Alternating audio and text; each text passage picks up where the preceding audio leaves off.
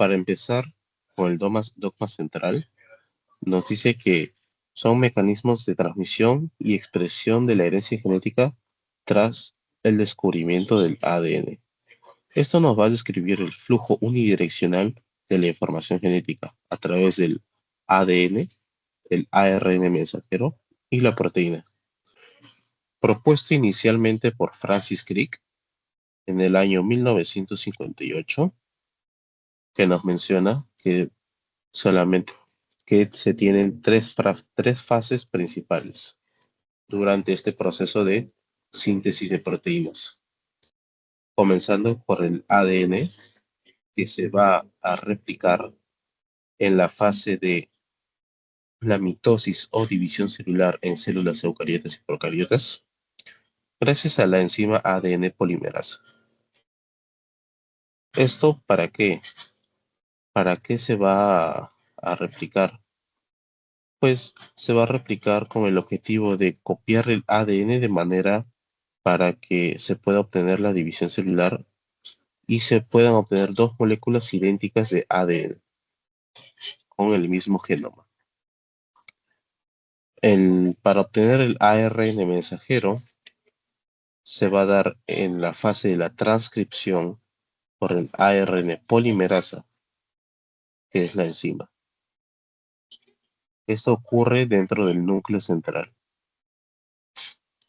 Y para obtener el producto final, después del ARN mensajero, se va a dar por la traducción gracias a los ribosomas. Esto va a ocurrir en el citosol y se va a obtener como producto final aminoácidos o enlaces peptídicos que estos al momento de plegarse va a haber un pliegue, va a formar una molécula de proteína totalmente funcional. No obstante,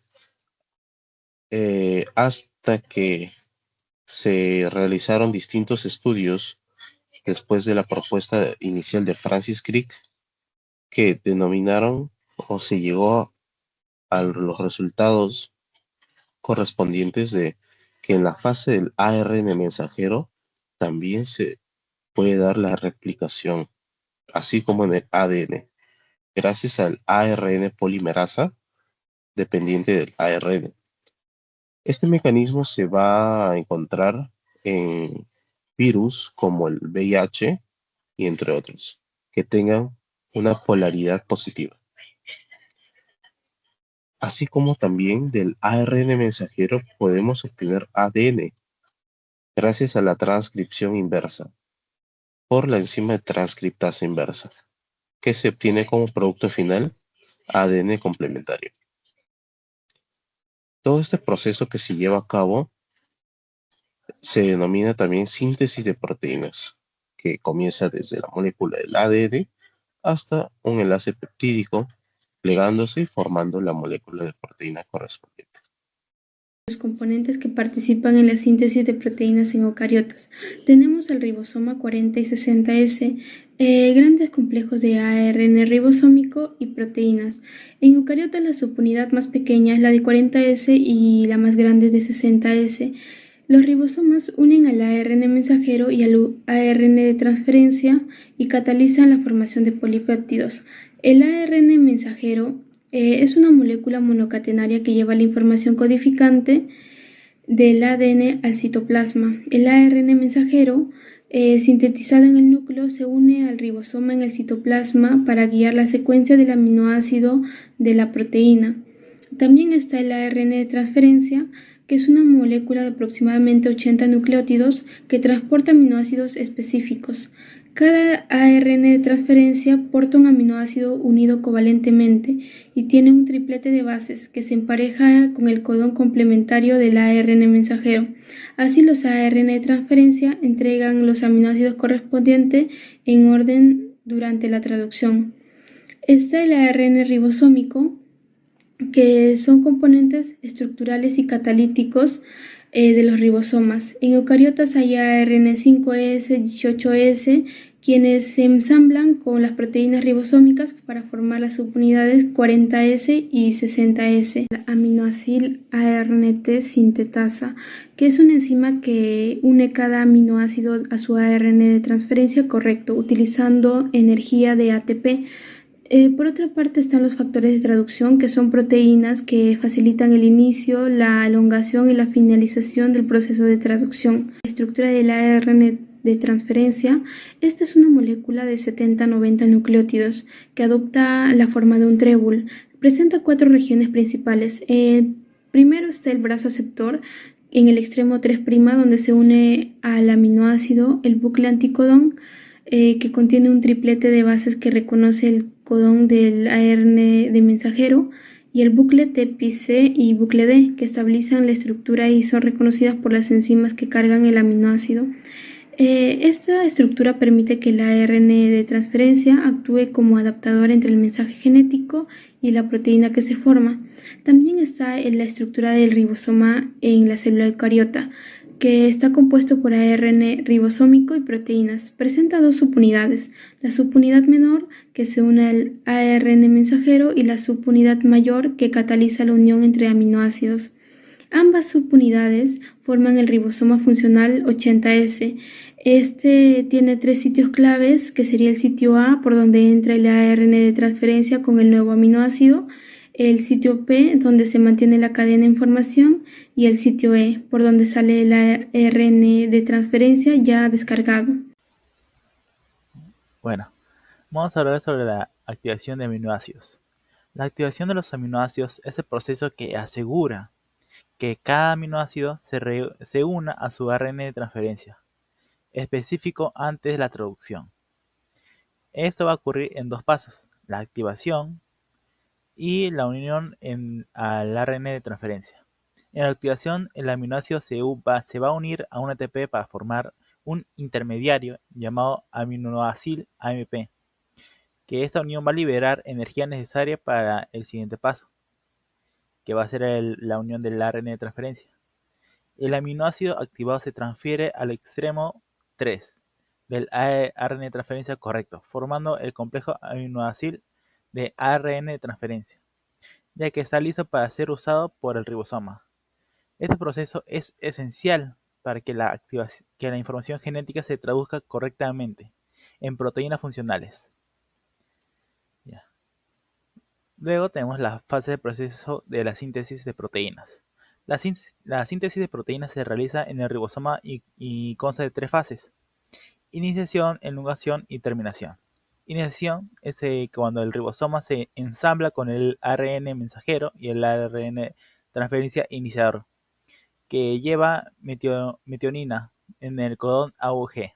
Elongación. La elongación se van añadiendo aminoácidos uno a uno, según la secuencia del ARN mensajero, formando una cadena polipeptídica.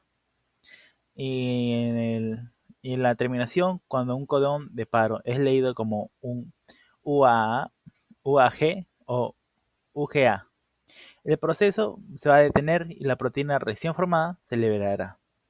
Esto ocurre en el citoplasma, sobre ribosomas libres o en el retículo endoplasmático rugoso, y es el resultado en la formación de las proteínas funcionales y precursoras. Fase de inicio. En esta fase se inicia la traducción para sintetizar proteínas. Para ello se requiere de un ARN mensajero, una subunidad ribosomal pequeña, una subunidad ribosomal grande y un ARNT iniciador, que no es más que un ARN de transferencia junto a una metionina, el cual será el iniciador de este proceso. En esta fase, la subunidad pequeña de ribosoma se unirá al ARN mensajero y se desplazará de 5' a 3' hasta encontrar el codón de inicio AUG. Un codón es un triplete que es igual a 3 nucleótidos juntos, en este caso adenina, uracilo, guanina. Seguido a ello, la ARNT iniciador se unirá a este codón AUG por medio de los anticodones, 3 nucleótidos opuestos a la del codón, que para este ejemplo es UAC. Recordemos que cuando hablamos de ARN, la adenina se une al uracilo y la citosina a la guanina. Tras esta unión, la subunidad ribosomal grande se unirá para formar el complejo ribosomal 80S. Esta subunidad grande tiene tres porciones: una sección de aceptación o sección A, una sección de péptido o sección P y una sección de salida o sección E, por su nombre en inglés exit. En este punto, el ARNT de inicio queda fijado a la sección P y el complejo está listo para recibir otro ARN de transferencia unido a un aminoácido y formar la proteína. Para que esto se lleve a cabo, el sistema entrará a la fase de elongación. Llegada a esta fase, un nuevo ARNT unido a un aminoácido se unirá al complejo por medio de sus anticodones, ensamblándose en la sección A del complejo ribosomal 80S. Este ARNT es traído por una proteína llamada EEF1A, vaya nombre más raro le ponen, que está unido a GTP. En este caso, se consumen dos GTPs, uno para permitir la entrada del ARNT al sitio A y otro para verificar que el anticodón del ARNT coincida correctamente con el codón del ARN mensajero. Esto garantiza que se incorpore el aminoácido correcto. Luego, cuando ya está en el sitio A, el complejo ribosomal forma un enlace peptídico entre el nuevo aminoácido y la cadena de aminoácidos que ya se estaba formando. Esta reacción no necesita GTP, porque es catalizada por una ribosima llamada peptidiltransferasa. Sí, escuchaste bien, ribosima, no enzima. Después de eso, el complejo ribosomal necesita avanzar para seguir traduciendo. Para eso, entra en acción otra proteína llamada la EEF2, Dios mío, que también usa GTP. Este GTP se hidroliza para que el complejo ribosomal se desplace. El ARNT con la cadena peptídica pasa del sitio A al sitio P y el ARNT descargado pasa del sitio P al sitio E, donde es liberado. Así, este complejo queda listo para recibir un nuevo ARNT y repetir el ciclo. Esto se dará hasta llegar a un codón de parada, y el sistema entrará en la fase de finalización. La etapa final de la síntesis de proteínas comienza cuando el ribosoma alcanza la parte final del ARN mensajero. Esta etapa es clave debido a que se va a formar una cadena polipeptídica, que luego se va a convertir en una proteína que se va a dirigir a una parte específica del cuerpo para que cumpla una determinada función. Los codones de terminación y su función. Los codones de terminación son secuencias específicas en el ARN mensajero, ya en la parte final, y actúan como señales que indican el final de la traducción. Esos codones pueden ser UAA, UAG y UGA. Hay que recordar que estos acá no codifican aminoácidos, que lo hace distinto a los demás codones del ARN mensajero. La localización de los codones de terminación en el ARN mensajero se ubican en el extremo 3' de la cadena. El ARN de transferencia es crucial para la revolución de proteínas, transportando aminoácidos al ribosoma durante la elongación. Hay que recordar que no existe ningún ARN de transferencia cuyo anticodón sea complementario con un codón de terminación del ARN mensajero. Por eso, cuando el ribosoma llega a la etapa final del ARN mensajero, no entra ningún ARN de transferencia al sitio A.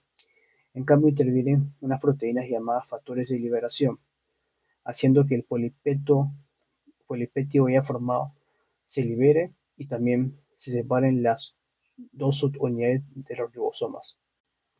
Intervención de los factores de liberación. Los factores de liberación son proteínas que juegan un papel clave en la finalización de la síntesis de proteínas. Estos factores de liberación, dependiendo del tipo de célula, pueden ser RF1, RF2 y RF3. Estas facilitan la separación de la cadena polipeptídica del ribosoma. Otra función clave es que van a permitir la facilidad de que se libere también el ARN de transferencia que ya no tenga ningún aminoácido que agregar.